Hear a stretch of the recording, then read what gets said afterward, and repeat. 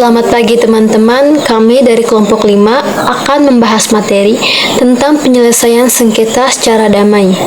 Tema ini akan menghantarkan kita mengetahui secara utuh terhadap sengketa batas wilayah, termasuk kasus Blok Ambalat, yang cara penyelesaiannya menggunakan cara-cara damai sebagaimana menjadi aturan internasional. Sengketa internasional merupakan fenomena yang tidak dapat dihindari dalam hubungan antar negara. Berbagai permasalahan seperti perbatasan, sumber daya alam, perdagangan, dan lain-lain seringkali memicu terjadinya konflik antar negara. Namun, penyelesaian sengketa secara damai menjadi prioritas utama dalam hukum internasional untuk mencegah eskalasi konflik yang dapat mengancam perdamaian global. Penyelesaian secara damai dalam sengketa antar negara juga merupakan langkah ideal daripada menempuh cara-cara kekerasan atau gencatan senjata. Berikut adalah penyelesaian. Yang pertama, negosiasi. Cara ini merupakan penyelesaian sengketa paling sederhana dan dianggap tradisional, tetapi cukup efektif untuk mencegah konflik. Model penyelesaian negosiasi tidak perlu melibatkan pihak ketiga, melainkan fokus pada diskusi tentang hal-hal yang menjadi persoalan oleh pihak terkait. Perbedaan persepsi yang terjadi antara kedua belah pihak akan memperoleh jalan keluar dan memungkinkan mudah untuk dipecahkan. Namun demikian, jika salah satu pihak menolak, cara negosiasi ini akan mengalami jalan buntu. Yang kedua, mediasi. Mediasi dan jasa-jasa. Cara ini merupakan penyelesaian sengketa melalui proses perundingan atau memperoleh kesepakatan para pihak dengan dibantu oleh mediator atau pihak ketiga yang bertindak sebagai perantara untuk mencapai kesepakatan. Komunikasi untuk pihak ketiga itu disebut sebagai good officious. Pihak ketiga yang menjadi mediator tentu dipersiapkan oleh kedua belah pihak sebagai orang yang secara aktif terlibat dalam usaha-usaha mencari solusi yang tepat agar memperoleh kesepakatan antar pihak-pihak yang bersengketa. Baik, yang ketiga, konsilasi. Istilah konsilasi memiliki kedua arti. Yang pertama, suatu metode dalam proses penyelesaian sengketa yang diselesaikan secara damai dengan dibantu melalui pelantara negara lain atau badan penyelidik dan komite tertentu yang dinilai tidak berpihak kepada salah satu yang bersengketa.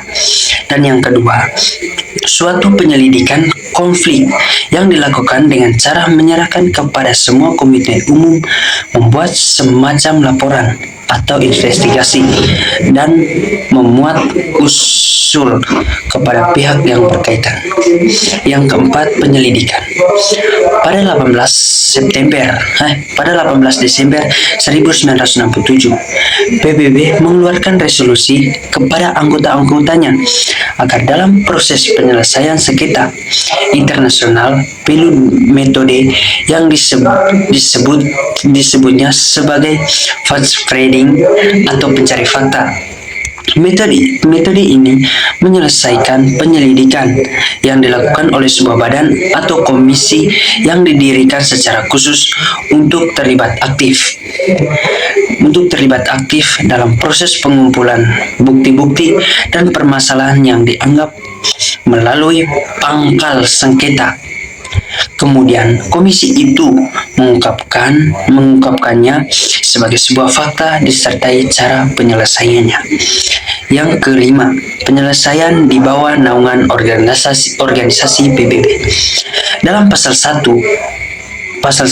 Piagam PBB yang diartikan tujuannya adalah memelihara perdamaian dan keamanan internasional, erat hubungannya dan upaya penyelesaian sengketa antar negara secara damai. PBB memiliki lembaga internasional yang disebut Court of Justice yang memberikan peran penting dalam proses penyelesaian sengketa antar negara melalui Dewan Keamanan atau disebut DK. Ketentuan Konvensi PBB 1982 tentang hukum laut. UNCLOS merupakan singkatan dari United Nations Convention on the Law Sea, suatu lembaga di bawah naungan PBB sejak tahun 1982. Indonesia telah meratifikasi konvensi ini melalui Undang-Undang Nomor 17 Tahun 1985. Sejak saat itu, semua negara termasuk Indonesia yang menjadi bagian atau anggota PBB wajib menaati aturan yang terkandung dalam UNCLOS 1982 terkait hukum laut. UNCLOS jika dilihat akar sejarahnya adalah hasil dari konferensi-konferensi PBB mengenai hukum laut yang berlangsung sejak tahun 1973 hingga 1982. Sampai saat ini, lebih dari 150 negara telah menyatakan bergabung dengan UNCLOS, termasuk Uni Eropa. Konvensi itu memiliki peran penting bagi Indonesia sebagai negara kepulauan, karena Indonesia yang dikenal sebagai negara kepulauan memperoleh pengakuan dunia internasional setelah diperjuangkan melalui forum UNCLOS selama 25 tahun. Negara kepulauan menurut UNCLOS 1982 adalah suatu negara yang seluruhnya terdiri dari satu atau lebih gugusan kepulauan dan dapat mencakup pulau-pulau lain. Dalam pemahaman ini, negara kepulauan dapat menarik garis dasar atau pangkal lurus kepulauan yang menghubungkan titik terluar pulau-pulau dan karang kering terluar kepulauan itu.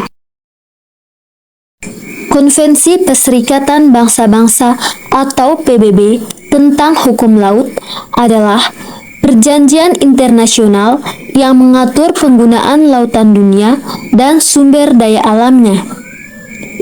Konvensi ini ditandatangani pada tahun 1982 dan mulai berlaku pada tahun 1994. UNCLOS mencakup berbagai aspek, termasuk hak navigasi, pengelolaan sumber daya alam, dan penyelesaian sengketa maritim. Baik, setelah kita menjelaskan materi tentang penyelesaian sengketa internasional secara damai, dapat disimpulkan bahwa penyelesaian sengketa internasional secara damai merupakan prioritas utama dalam hukum internasional untuk mencegah eskalasi konflik.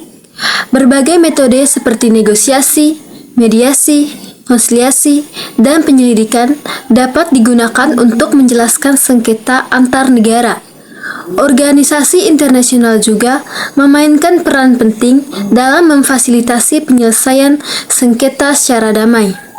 Dengan mengedepankan prinsip-prinsip resolusi damai, non-intervensi, kesetaraan kedaulatan, dan itikat baik, diharapkan sengketa internasional dapat diselesaikan tanpa menggunakan kekerasan.